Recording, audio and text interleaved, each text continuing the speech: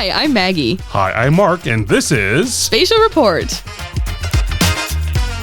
Welcome to the Esri Canada podcast that connects our user community with the latest and coolest trends in the world of ArcGIS. On today's show, the Community Map of Canada is on a roll. We'll talk about how you can leverage our base maps to access the most accurate and authoritative data. Then our GeoGeek drops by to give us the deets on the latest and greatest in ArcGIS Enterprise. And we wrap things up with our GIS Game of Thrones, M versus M. Summer is here and GIS is hot. Grab some suntan lotion and let's go. Maggie Sampson, it is June. How are you doing? I'm doing great. June's my favorite month. This is the month I was born. Oh, what a celebration it must be, right? Yeah, it always starts off great. June 1st, my birthday, set it up high and happy. Woo! Woo! That's so cool. And this is so strange because I am sitting next to you. This is so odd. I know. We're back together again. It's not the first time, but it doesn't happen very often. It really doesn't happen often, and it's probably good for, the lawyers. They probably want to separate as much as possible. I don't know what you're talking about, Mark, but we might... The reason why we're here together, and this probably has something to do with what's making you mappy, right? Absolutely. I am so mappy this week because we were all just together as a company, everyone technical at Esri Canada, for our annual Tech Trek. And I know it's not really the traditional making you mappy, but I couldn't be happier than I am right now getting to spend a week with all of my colleagues and talking about maps and GIS. It's a pretty exciting time. Yes, I'm sure you stayed up until 4 a.m. in the morning talking about maps. No, I wasn't up that late. Come on. I'm getting old. Just till 2 this year. Okay, there you go. Well, that is an incredible mapping. And it was great to be able to interact with our colleagues and be able to talk about what's new in GIS and just see some of the new things that are coming online. So it was a really great week. Mm-hmm. It's always great to collaborate with everybody and really makes you remember how important the GIS community is. Yes, it's even better when you don't have to do any presentations, right, Maggie? Oh, I wouldn't know about that, but it was great to be able to share my knowledge with others too, Mark. See, that's beautiful. They just didn't need you because you don't know that much, I guess. I know, that's also very true. Okay, so we've talked enough about Tech Trek, but what's making you mappy this week, Mark? Okay, so this is a little bit weird, but I'm an avid reader of the ArcGIS blog. And this is the one that's created by Esri Inc. And they have a bunch of product team entries and blog posts talking about what's new with the software. But one caught my attention a few weeks ago, and it's entitled "Mind the Map: A New Design for the London Underground Map." Oh, sounds exciting. I know. So this is where I get into my inner nerd. I love transit maps. I think they are absolutely gorgeous and beautiful. And Kenneth Field, who is the author of this blog post, he is a cartographer and geographer with Esri UK. And you may have heard of him before. He led the cartography MOOC. Oh, back in the past. Yeah. So back in 2019, he wrote a blog post about how he used ArcGIS Pro to reimagine the London Underground, the tube map, right? And because they added a new line recently, the Elizabeth line, he updated the map and he included a whole bunch of new enhancements to the map. But it was just a cool reminder for me about how transit maps are really important, right? You're trying to communicate a lot of important information to a lot of people and do it as simply as possible. Mm-hmm. And then, how these different lines connect and stations and, even the fine tune things like where to put the font and where to put the labels for all your stations and how they connect and all that kind of stuff. I just find it really fascinating and it kind of makes me remember how important design is and how important cartography is in our maps. And sometimes we forget about that. So it was a nice little reminder for me that paper maps and well, it's not really a map, it's more of a schematic, to be honest, but just in how important design is, how important wayfinding is. It just really it really made me happy being able to read that article. So we'll include the link for that on our website. You should check it out. Sounds really good. I'll have to give it a read. I don't know if we can apply that so much to the Toronto subway map, but I'd love to see what that looks like. Thanks for recommending it. You got it. That's what's making us mappy this week. But coming up next, we're going to go inside the Arc to talk about one of our favorite programs here at Esri Canada, the Community Map of Canada. The Community Map of Canada is a significant initiative by Esri Canada that fosters community engagement and enhances the quality of mapping experiences, making it a source of great pride for all of us. Today, we're joined by Amanda Hunter, a technical solutions specialist on the Community Map of Canada team, who's joining us today for a really important anniversary in the Community Maps. Thank you for joining us and celebrating the 500th publication of the basemap. Thanks for having me. We're really excited to have you here today, but not everybody really knows about the Community Map of Canada. So maybe you could start us off by sort of telling us what it is and what are the main objectives of your team and what you're working on. Sure. So the Community Map of Canada is a program hosted and facilitated by Esri Canada. And sort of the idea of it is to create a national base map of the entire country, which sources Canadian data to inform that base map. And we like to sort of sometimes think of it as like a little puzzle piece, and every community is that missing piece. And when we get all of the pieces together, we have a base map that the entire country can really make use of and utilize, and every piece is equally important as well. Nobody wants a puzzle with any missing pieces. Nobody wants that missing piece of that puzzle. That is absolutely true. So I use the base map all the time, and there's lots of different types of data that's included in that base map. So just for our listeners, what types of geographic data can contributors provide to the community map, and how frequently are they updated? Well, that's a great question. So we have many different layers that you can contribute, and it includes core layers such as building footprints, roads, address points, and then it can kind of go into cadastral. It can go into your parks and your municipal boundaries.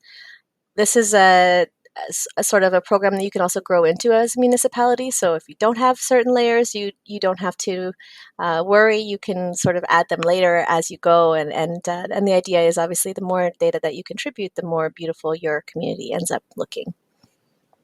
Mm-hmm. And how often is that updated? Like, how often do you do the updates to the base map? So all of our communities are essentially pinged daily for updates, and then those updates are published publicly to the base map essentially every 72 hours, which is an incredible frequency of updates. It's really quite powerful, and the result is really that the base map that you see is really an accurate representation of that community. Mm-hmm. That's really frequent. That's really impressive. But with that kind of high level of frequency, how do you, I know you mentioned accuracy, but how do you ensure that the data is accurate? Is that something that your team works on, or is that from the contributors? Like, how do you know that the quality of the data is up to standard that's contributed? Yeah, so that's a great question as well. All of the data that is contributed to the Community Map of Canada program is contributed exclusively from the authorities of that data. So this includes all levels of government, municipal, regional, counties, provinces, as well as Indigenous communities, as well as port and transit authorities and universities.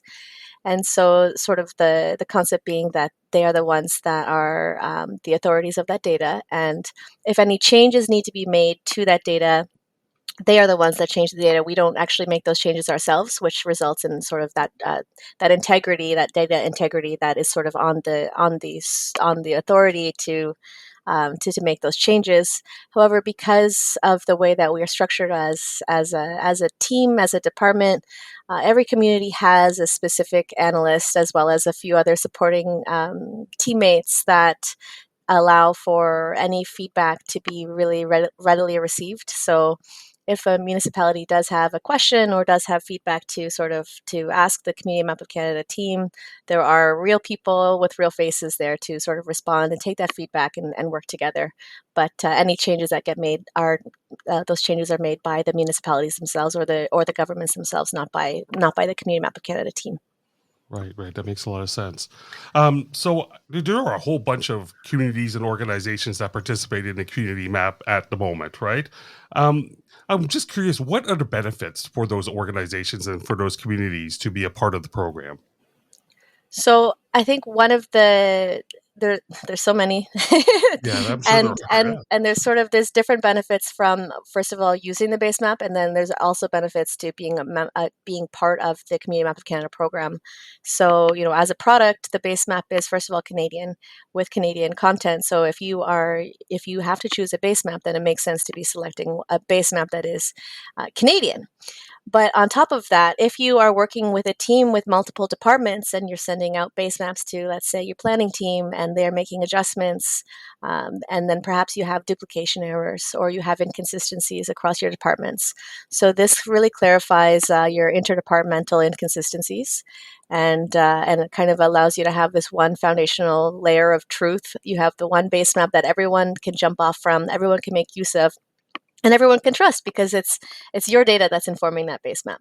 So that's kind of one major benefit. Obviously, there are also, since Esri Canada is the one that is hosting those data layers, you're also reducing your caching as well as your hosting credits. Mm-hmm. So there are those kind of very direct benefits.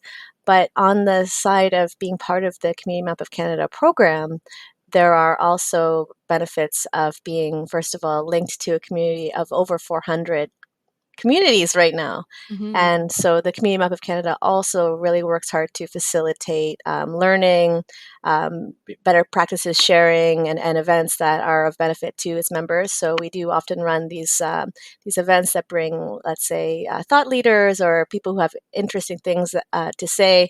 We'll put them in front of our communities. We'll invite everyone to come, and then there's a great opportunity to sort of network with your GIS professionals from all over the country virtually. And share better practices, learn more. The Community Map of Canada team as well is more than happy to connect with solutions to our teams or to communities, depending on what new projects they would like to learn about, and then we are able to connect them to resources, to webinars, to whatever they need. So there's a lot of support with being part of this community, and we really like to highlight the aspect that the Community Map of Canada is first and foremost a community. So being part of it, there is a lot of information sharing and a lot of that kind of community networking building aspect to it as well.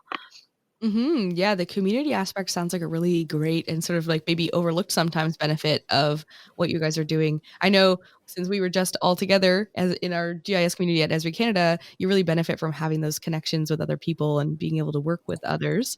So it's really great to have that with the Community Map of Canada. And since we're talking about these benefits, I'm wondering if you could share any examples of any sort of success stories that you've seen for people who have, been participating in this program. Absolutely. So I guess I'll kind of give a couple different use cases, and you can sort of pick and choose what you like. But there's one community. I guess Fanshawe College is a great example, which is not our sort of universities and colleges are sort of not our most biggest contributors, but it's really important. So they contributed campus data to the Community Map of Canada that the municipalities did not have. And so when that data was represented on the base map, first of all, their campus security and campus planning were really kind of more properly encapsulated. So that resulted in their sort of their GIS and their mapping being a little bit more safer, as well as being more properly represented on the base map. So they were quite happy about that. Another really good example would be recently we had actually a guest speaker at one of our events, which is the community of Saint-Hyacinthe, which is in Quebec, and they were doing all PDF maps. And it was tedious and brutal. And, they wanted to show their public maps that were representative of all the great work they're doing, but none of it was dynamic and none of it was really online. So when they started contributing to the Community Map of Canada, they went from sort of zero to hero in the sense they went from PDF to their web maps with the base map that actually is their community, and then they're able to sort of show their stakeholders and their public all of sort of the great work that they're doing from there. And then they built out a hub site with showing all of their maps, and it just kind of exploded from there. So they're sort of a little bit of a hero for us in the sense that they really kind of, once they were in, they just had so many more resources freed up, and they were able to do so much more once they didn't have to build and maintain a base map themselves. I love hearing stories like that. People just discovering how you could take those PDF maps and being able to evolve it and put it on the web and take advantage of all that authoritative data. That's really incredible to hear. So I'm really curious to know how you envision where the community map of Canada is going. So, do you have any indications in your mind of the long term goals? Where do you see this going in the long term? Yeah, I think the idea here is that um, the community map of Canada is meant to be a map for for the people by the people. Not to say Yeah, it like yeah. that, but so it makes sense. In my opinion, sort of, it would be amazing to have the community map of Canada being the default base map that all Canadian communities or Canadian organizations are sort of choosing as their sort of starting point for the maps they're building out. It makes sense for them to do that, and it also makes sense for their communities to be actually accurately represented in whatever projects that they're doing. So long-term goals are to sort of obviously have that kind of default there, that everyone is aware of, that these base maps actually exist, because that's usually one big hurdle. But then there are other sort of exciting little I guess side quests that we're on. One of them being, a more accessible base map, a lot more inclusive. Obviously, the inclusivity of the data is very important to us. I know that we would love to have more Indigenous communities being represented properly on the base maps with Indigenous syllabics. But also, when we talk about accessibility, the idea of putting out, let's say, base map styles that are that are inclusive to those who have disabilities, or are not necessarily able to see different colors and things like that. So I know that overall, as a community, we're constantly, yes, trying to be more inclusive as well of everyone who can make use of the base map. Sounds like a fantastic long-term goal, and I'm really excited to see as you guys keep progressing towards that. Really big things happening in the community map of Canada, and it's always exciting to see what you're doing next.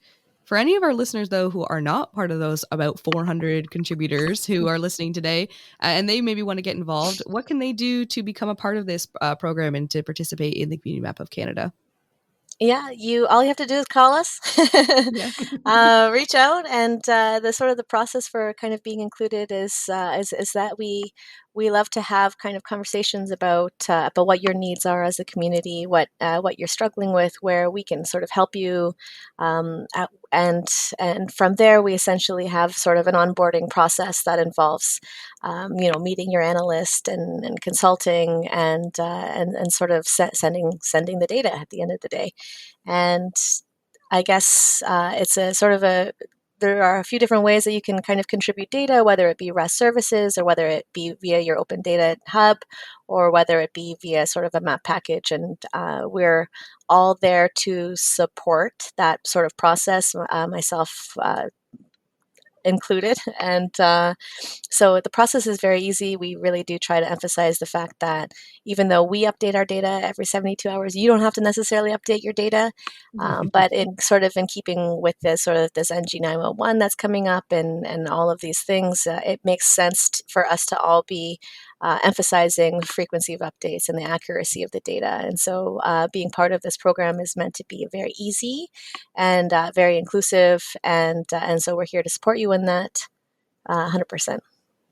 That's amazing, and yeah, and thank you for joining us for the conversation. I feel a lot more knowledge in the community map program, so we really appreciate your time. But we always like to wrap up our conversations by allowing you to share three takeaways about our conversation. So, what are three takeaways that our listeners should know about? I would say that the Community Map of Canada is a real snapshot of Canadian communities in real time.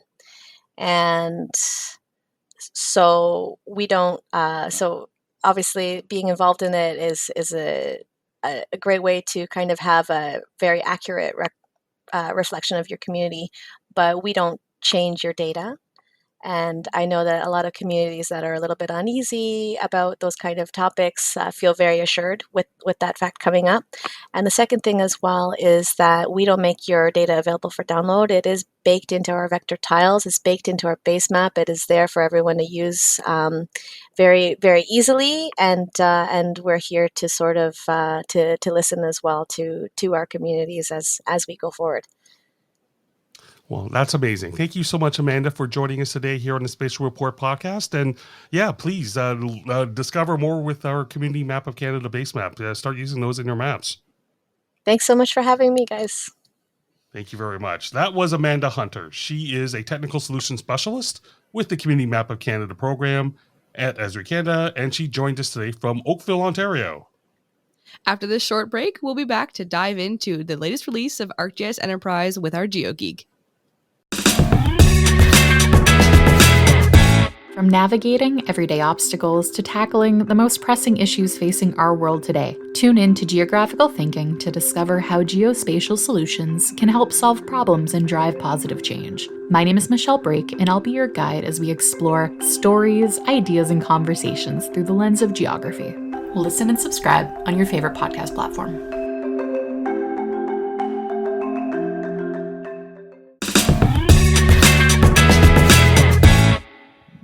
It's now time for the GeoGeeks, our regular segment where we bring on a subject matter expert to tell us what's noteworthy in one of our core ArcGIS products.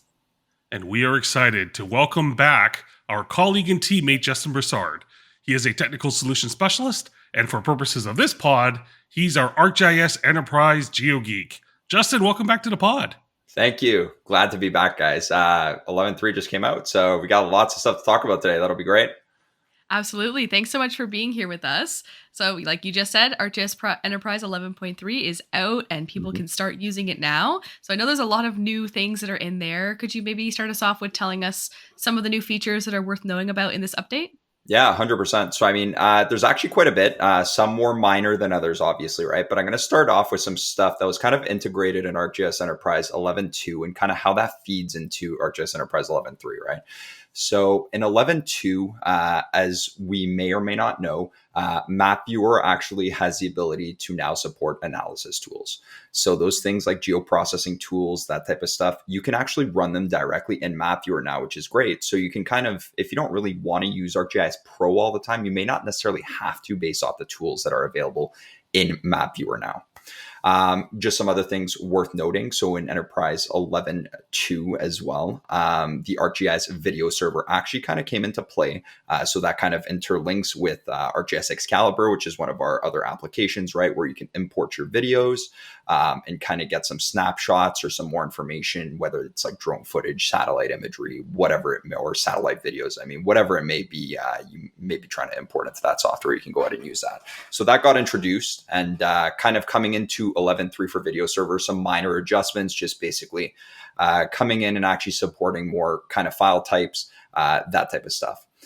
So actually jumping back to our map viewer analysis tools, kind of forgot to mention this. So how does that actually link with ArcGIS Enterprise 11.3? So now we actually have the ability to have custom web tools, right? Which is going to be big. So we can basically come in and create our own scripts, right? Our own Python scripts and basically have a whole process. So whatever it may be, in whether it's combining various tools or a single tool, whatever it may be, we can kind of integrate that and kind of publish it to our ArcGIS portal and then go ahead and use it as another feature.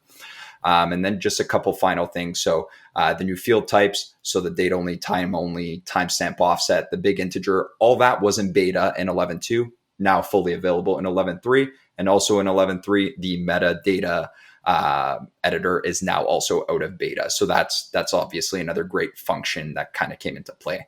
But one more thing kind of worth noting is the Living Atlas kind of update, we can call it. So you can actually go ahead and kind of schedule updates for your Living Atlas now. So this will kind of add, delete, remove any content, like older content that may be like deprecated from the Living Atlas to kind of make that easier to navigate for you in your organization. So a lot kind of said there, but a couple things to give you guys kind of a sneak peek, I guess. Yeah, there seems to be a lot in this release, which is very exciting. And I want to throw in one more because I'm an urban nerd. So I love that ArcGIS Urban is now available in Enterprise 11.3. So yeah, so I'm glad that that enterprise users were able to use that app.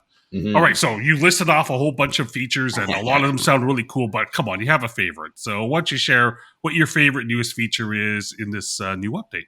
Okay, so couple favorites. I mean, one of them I didn't necessarily mention, so that'll kind of be a bit of a sneak peek. It's more of a minor thing, but it's something big in my opinion. So I'll kind of start off with that.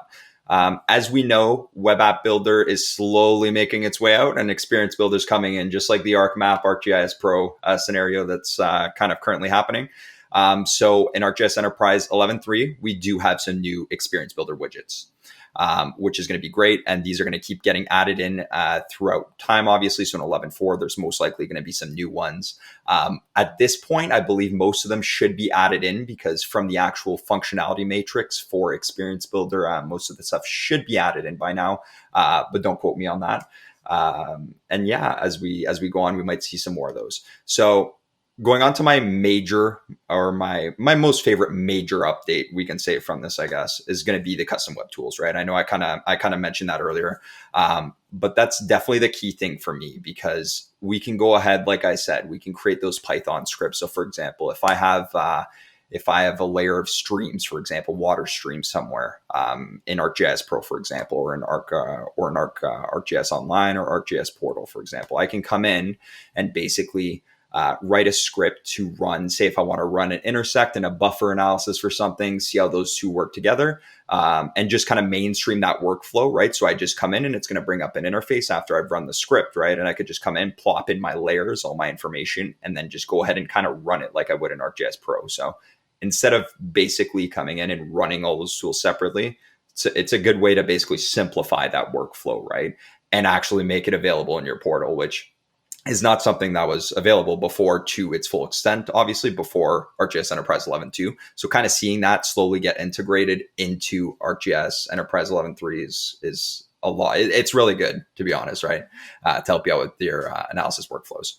Absolutely. It sounds like it really helps to sort of expand what you can do in Enterprise. It sounds like a really exciting feature. I'm sure people will use Definitely. A lot.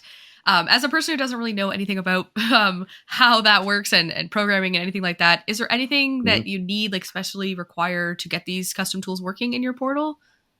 All right. So obviously you're going to need ArcGIS Enterprise 11.3. That's going to be step one. That's not going to be available at 11.2. So we can't really expect that, right? 11.2, like I said, you'll have those map viewer analysis tools. So if you just need those, that's great. But for the custom web tools, make sure we have 11.3. And after that, you just need a bit of coding knowledge. So the way it's going to work, essentially, you're basically going to write your Python script in ArcGIS Pro within a toolbox, and it's going to be stored within a toolbox, right? So you do have to have a bit of coding knowledge to some extent, right? I'm not actually personally sure if there's another way to do it outside of the code, but to my extent, I know that'll work for sure, right? From what I've tested out. So you can come in and kind of write your Python script, right? It'll be stored within the toolbox, and then you're just going to come in, and you just got to obviously have the ability to come in and just publish to your portal. Okay. So your admin's going to want to make sure, obviously, that you just have the ability to do that. You have the correct user type, obviously. And then you can go ahead and just kind of save that and share that file directly into your ArcGIS portal, and then go ahead and use it in Map Viewer. Oh, sounds pretty straightforward. So it's not as scary as I thought it might be, but aside from the code, probably not. No. Yeah. Just got to brush up on my coding knowledge. Well, exactly. Thanks so much for sharing what's new with Enterprise 11.3, Justin. It's great to have you on as always, and hopefully we'll be able to get you back on again soon. Yeah, perfect. Thanks for having me, guys. That was Justin Broussard. He is a technical solution specialist with the technical marketing team here at Esri Canada, and he joined us from Bolton, Ontario. Bigger than the beef between Drake and Kendrick, it's Maggie versus Mark, and that's coming up next.